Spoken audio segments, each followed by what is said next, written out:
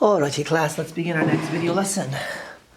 Alright, so our lesson is from section 6-7, percents and equations, and it can be found on page 324.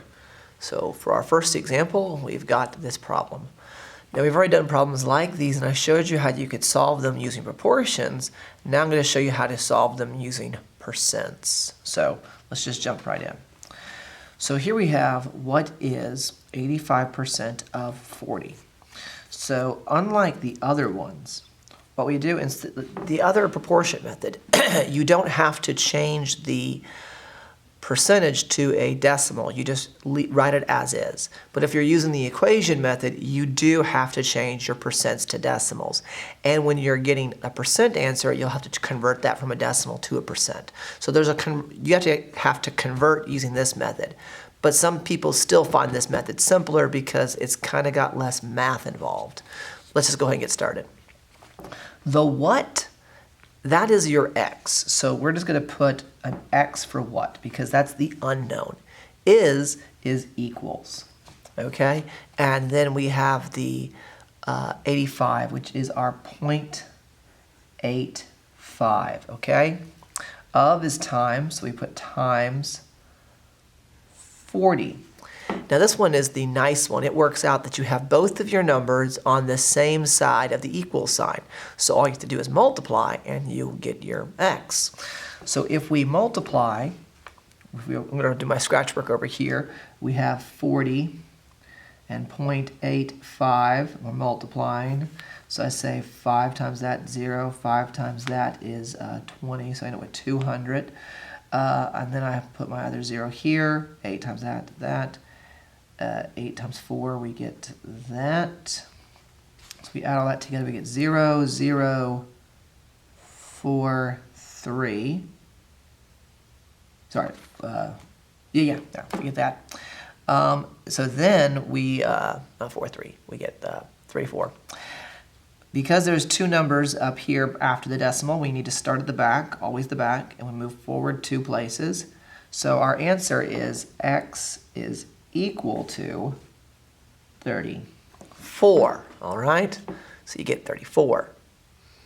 Let's look at some other examples to see. This next example will be one where we don't, we're not given the percent. We're told to find the percent. So it says what percent of. So the what percent is our x. Okay? Of times 25 is equals 13. Okay? So now, unlike the first one where we had both of our numbers on the same side of the equal sign, this one we don't. But this works like a standard equation. We have a variable, we have an operation, we have a number equals a number. So we have to use the inverse operation. Basically, we do the opposite of what it tells us to do to get rid of that 25. So we can get x by itself, so we know what it equals. So we're going to end up dividing by 25, dividing by 25. And you might want to write these two 25s in a different color, or do something that shows that this was a second step that we added, so that when you look back at your notes, you don't think that that's what it originally looks like. So you might want to, like I said, get a highlighter or something and highlight those so you know that those were added on. That's the second part of this, okay? All right, so we do this, and so that means x is going to equal, well, x is going to equal whatever 13 divided by 25 is. So it says, what percent of 25 is 13? So let's find out. So I'm going to do over here my scratch work and put my 25 right here, put my 13 right here. So 25 can't go into 13, but it can go into 130, and it goes in there 5 times, multiply back, and you get 125. You subtract, you get 5. And by the way, I forgot something real quick. I need to put my decimal. Got to keep up with that decimal, okay? Some people like to do it at the end, but, you know, I like to do it when I think about it. That way I don't forget it. So we bring down another 0. It goes in there 2 times. Multiply back, and that one works out perfectly, so we're done, okay? So now you have 0.52. Now don't go and say 0.52%. No, the answer is going to be 0.52.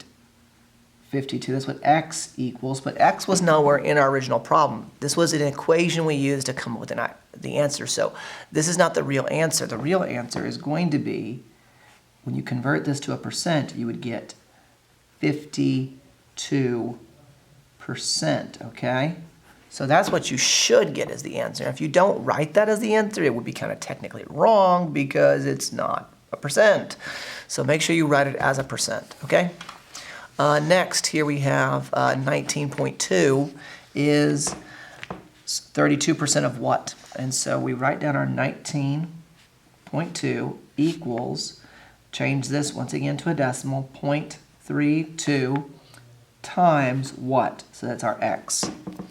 So again, we're going to have to divide by this number to get rid of it. So this time I'm going to write it down. Second time I'm going to write it down like this.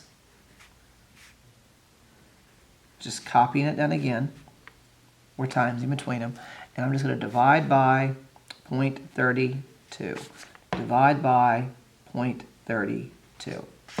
So x is going to equal, let's find out.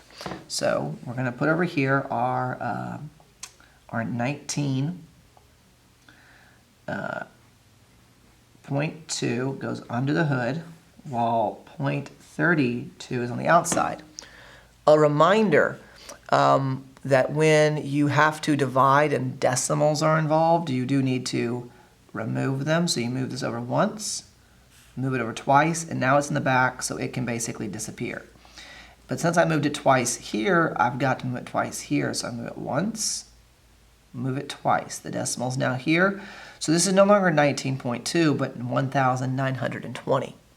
So how many times does 32 go into 19? Can't do it. 32 into 192? Yeah. How many times does that work? Well, if I had to guess, why don't we try something around... yes?